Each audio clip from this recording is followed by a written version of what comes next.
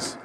Yes, yes, sir, at the back. Just wait for the mic. There's a little bit of tendency to feel like we're going to figure it all out in 2 or 3 years, and then we'll all start making money again. And the reality seems to be that we might be in a time of constant change, constant innovation, where we figure something out and then a new device comes out, or a new social practice. And so, great, we figure out how the Old Spice campaign becomes a YouTube success, but in every report I've read, the sales are down. Right. So we figure some things out, something changes. How can companies move to a place of constant innovation? So in other words, CBC or for media properties, how do you change your organization when your revenue stream might only have an 18-month lifespan and you might need to be able to evolve again? It's a very bad question for a public broadcaster on the revenue front, but I will say, honestly, I think the key is constant iteration. That actually is your business thing. You're not developing a finished product ever. I honestly think of us as just being in constant beta mode, that you have to be there, and as many people have said tonight, you actually have to be in there getting your hands dirty and watching for trends and seeing what other people are doing and just try stuff. And if it fails, move on and try more stuff. But the minute you stop trying things and you'd be like, well, project done, publish it and do something else or just let it sit, I think that's when you're toast in this space. And it's a really good question, because I was talking to someone at Microsoft and then someone at Google, and the way Microsoft was always setting a date to release something, always trying to release something, whereas Google started from the beginning, always innovating and releasing things. And you'll see, they just pulled their Android, their Nexus phone, which I had for a couple of months. I tried a Nexus phone out, and they've just discontinued it. That's it. It's over. They're not doing it anymore. It didn't work, so they pulled it. And I think that that's the future of innovation, is that being willing to fail. And I know we do it all the time at JumpWire, is that we're putting out stuff that sometimes doesn't work, and we have to pull it. And it's really tough if you come from traditional back where, you never fail. These big companies could never fail because nothing ever went wrong, because only the best stuff made revenue. Do you want to talk a bit about the question a bit more? Well, I don't know how much more I have to add, but I think that I really agree with the idea that it's a matter of risk-taking, and this has come up earlier. In past talks, I pulled up an image of Shaun White, sort of attempting, the snowboarder, attempting to perform the McPipe or the one that he did at, The McPipe, I love it. Whatever, I can't remember the name of it. The one that he did at the X Games, and he tried it 18 times, falling flat on the ice, and he kept trying and trying and trying. And, what I'm seeing is that the cycles of invention, to use that word, are happening so quickly in terms of finding new creative ways to create connections, to get content out, to generate brand loyalty. There isn't a single model, right? It's a kind of a constant playing in what is something that is fundamentally going to always be changing. Nice. And I think that it means that you have to start getting out of your comfort zone and start talking to people in different industries, creating different partnerships, which really goes back to this core idea of I want someone to come silos. up and say, don't do any of that, just keep doing what you're doing, and everything will be fine. Sir. Yeah. Can you wait for, we got a mic coming for you? And I think, we did have this, I did sit in a meeting once with a big company, and we sat down and said, you know what? Actually, we should maybe just get you guys better doing what you do. Just get it better. And the TV world is a perfect example. Rather than innovating, why doesn't TV just become better at what it's already doing and become much more efficient and use the digital tools to do that? I mean, obviously, at JumpWire, we're a cross-media company, so we wouldn't recommend that. But, I'm saying that it's an interesting discussion to have. Yes, sir? There's people saying that there's an entire generation of people growing up now who believe that media is free. They won't pay for it. They don't understand why anybody really would. Do you believe that, yes or no, and what are the implications? Siobhan? I actually think that again, we're going to start seeing things change when producers, creators start to understand how they can leverage audience interest. And so it was a very simple case in point, and I didn't get to this in the presentation. Spike Jonze' short film, I'm Here, was launched online, global release, available to anyone, anywhere. It was viewed 230,000 times on its first weekend. They didn't attach a price to that. Now, if it had been $5 to see it, I would have paid it. And again, if that's the only place that you can go and watch it, you sort of start to have to think about, what kind of opportunities do we have?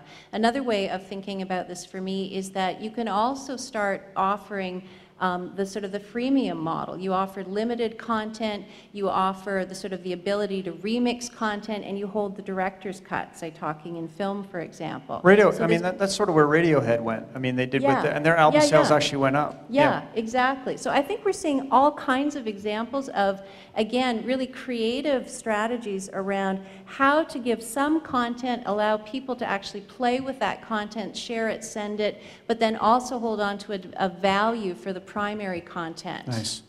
I'm a big believer in that. I don't know if people read that Wired article a number of years ago called 1,000 True Fans around bands, that if you find those 1,000 people who just love you, they fund all the rest of everybody else because they buy everything you make. They buy the T-shirts, they go to the tours, they join the fan clubs, they do all those sorts of things. And I think like Flickr does that, I think, with their pro account.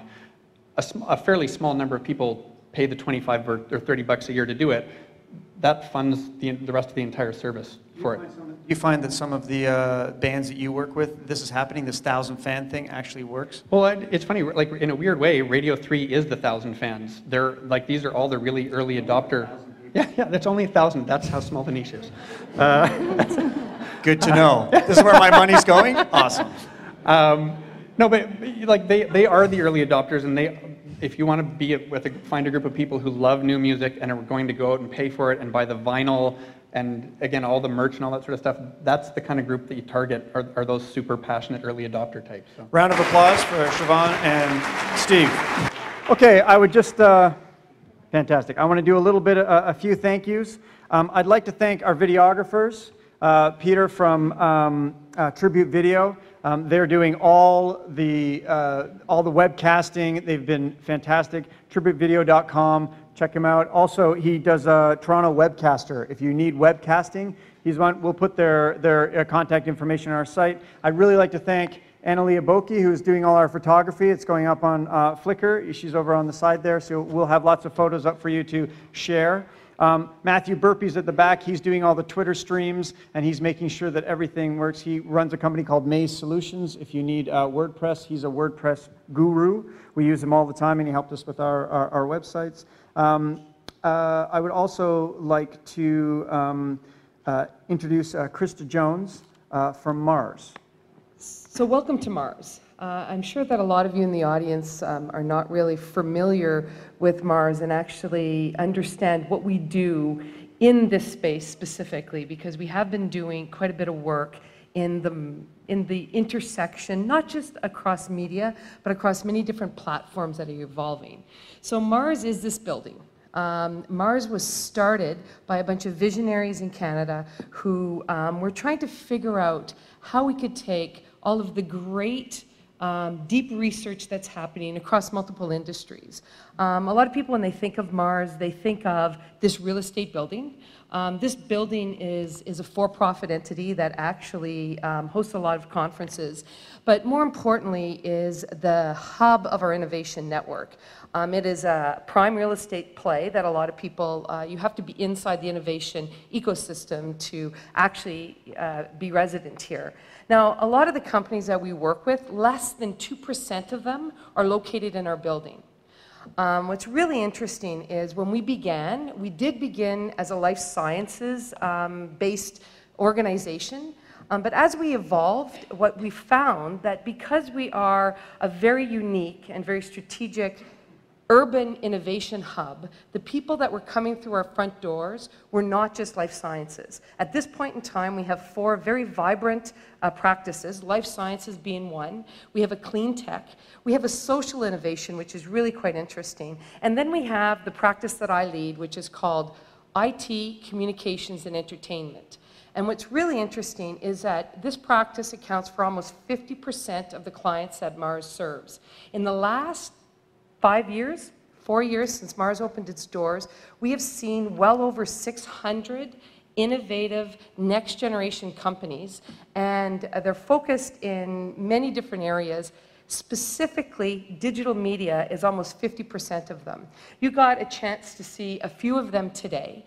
And what we do with these companies is I consider ourselves a group of resources for these companies. We provide connections, we provide advice, we really help give them a framework for deep thought on how to start, how to commercialize, how to reach audiences. And what's been really interesting is we used to have a real tech flavor. And what we've been noticing more and more, I think we've heard a lot of it in the infrastructure, in a lot of the conversation that's been today, is that it's really not about the technology anymore. It's really about the user. And it's really about the consumer. And we're seeing a lot of technologies that are coming up that when you combine them with content and with the user and with brand experiences, you're really creating the next generation of, I think, what is going to shape a lot of the economy in Canada and globally. As we've gone on to do that, we've started to create partnerships, like our newly formed partnership with the Canadian Film Centre and many other areas that I think are non-traditional, a lot of industry partners and things that we're doing.